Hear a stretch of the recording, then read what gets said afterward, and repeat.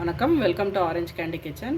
So நம்ம இன்றைக்கி பார்க்க போகிற ரெசிபி வந்து சூப்பரான டேஸ்டியான அப்புறம் ரொம்ப ஹெல்த்தியான முருங்கைக்காய் வச்சு சூப்பரான ஒரு சூப்பு பண்ண போகிறோம். ஸோ அது சூப்பு செய்யறதுக்கு தேவையான பொருளும் செய்முறை என்னென்னு வாங்க பார்க்கலாம். ஸோ இதுக்கு வந்து நம்ம யூஸ்வலி முத்தின முருங்கைக்காய்லாம் நம்ம சாப்பிட மாட்டோம், பொரியல்லாம் பண்ண மாட்டோம், சாம்பார்லேயும் போட மாட்டோம். ஸோ அந்த மாதிரி முருங்காவே நம்ம வந்து வேஸ்ட் பண்ணாமல் நம்ம வந்து சூப் பண்ணிக்கலாம். ஸோ இது மாதிரி வந்து ஒரு 5-6 முருங்காய் எடுத்திருக்கேன். ஸோ இது வந்து நல்லா வாஷ் பண்ணிவிட்டு அதோட நுனியெல்லாம் கட் பண்ணி வச்சுருக்கேன். ஸோ வாங்க இது எப்படி செய்யுதுன்னு வாங்க பார்க்கலாம்.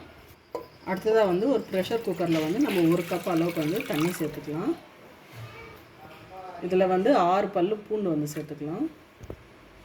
1/2 டீஸ்பூன் அளவுக்கு வந்து மஞ்சள் தூள், இது கூட வந்து 1/2 ஸ்பூன் அளவுக்கு வந்து முழு மிளகு சேர்த்துக்கலாம். அடுத்ததாக வந்து நம்ம கழுவி கட் பண்ணி வச்சுருக்க முருங்கைக்காய் வந்து சேர்த்துக்கலாம். நான் ரொம்ப பொடியாக கட் பண்ணாமல் பெருசாகவே வச்சுருக்கேன்.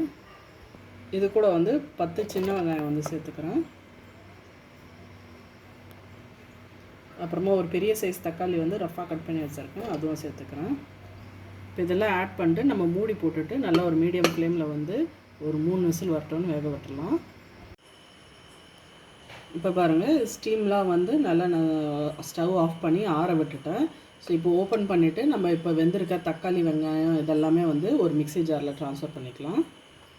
வெங்காயம், தக்காளி, பூண்டு, மிளகுலாம் மட்டும் நான் ஒரு மிக்ஸி ஜாரில் ட்ரான்ஸ்ஃபர் பண்ணிட்டேன். அடுத்ததாக இப்போ நம்ம எடுத்து வச்சுருக்க முருங்கைக்காய் வந்து உள்ளே இருக்கிற இது மாதிரி ஃப்ளஷ் போர்ஷன் மட்டும் நம்ம வந்து ஒரு ஸ்பூன் வச்சு நம்ம நல்லா ஸ்கூப் பண்ணி எடுத்துக்கலாம். ஸோ இது ஸ்கூப் பண்ணி இது எல்லாத்தையும் எடுத்துகிட்டு இதுவும் மிக்ஸி ஜாரில் வந்து சேர்த்துக்கலாம்.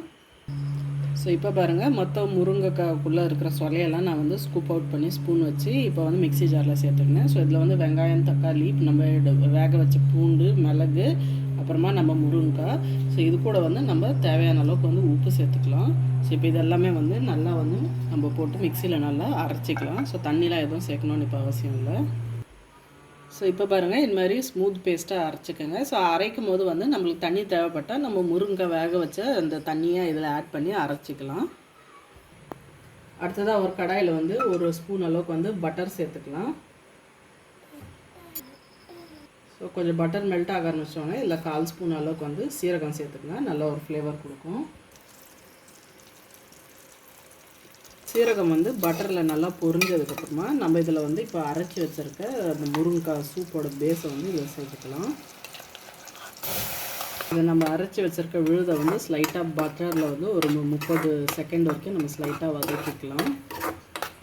ஸ்லைட்டாக வதங்கினதுக்கப்புறம் நம்ம இப்போ வந்து அந்த மிக்ஸி ஜாரை அலசி 1 கப் அளவுக்கு வந்து நான் தண்ணி சேர்த்துக்கிறேன். ஸோ உங்கள் சூப் வந்து எவ்வளோ திக்காக வேணுமோ இல்லைன்னா ரொம்ப தண்ணியாக வேணுமோ அதுக்கேற்ற மாதிரி உங்கள் கன்சிஸ்டன்சிக்கு ஏற்ற மாதிரி நீங்கள் வந்து தண்ணி சேர்த்துக்கலாம். ஸோ இது வந்து நான் ஒரு 2 கப்பு தண்ணி சேர்த்துக்கிட்டேன். இதில் இப்போ பாருங்கள், 2 கப் அளவுக்கு வந்து தண்ணி ஆட் பண்ணிட்டேன். சூப்பு பாருங்கள், நம்ம சூப்பரான கன்சிஸ்டன்சியில் வந்து வந்துருச்சு. ஸோ இப்போ வந்து நம்ம உப்பு காரம் செக் பண்ணிக்கலாம். ஸோ உப்பு வந்து உங்களுக்கு தேவைப்பட்டால் இந்த ஸ்டேஜில் இன்னும் கொஞ்சம் ஆட் பண்ணிக்கோங்க.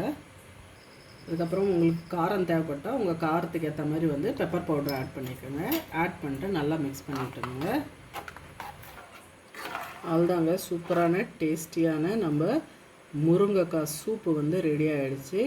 ரொம்பவே டேஸ்டியான, ரொம்ப ஹெல்த்தியான, இரும்பு சத்து நிறைஞ்ச, எல்லா சத்தும் நிறைஞ்சு இருக்கிற முருங்கைக்காய் வச்சு ரொம்ப திக்கான நல்ல க்ரீமியான சூப்பு பாருங்கள். நம்ம எந்த கார்ன்ஃப்ளவர் எதுவுமே ஆட் பண்ணல, நல்லா க்ரீமியான சூப் வந்து ரெடி ஆகிடுச்சு. கண்டிப்பாக இந்த ரெசிபி ட்ரை பண்ணி பாருங்கள், உங்களுக்கும் பிடிக்கும்னு நினைக்கிறேன். இந்த வீடியோ உங்களுக்கு பிடிச்சிருந்தால் லைக் பண்ணுங்கள், ஷேர் பண்ணுங்கள், அப்புறம் மறக்காமல் எங்கள் சேனல் ஆரஞ்ச் கேண்டி கிச்சனுக்கு வந்து சப்ஸ்கிரைப் பண்ணுங்கள். நன்றி, வணக்கம்.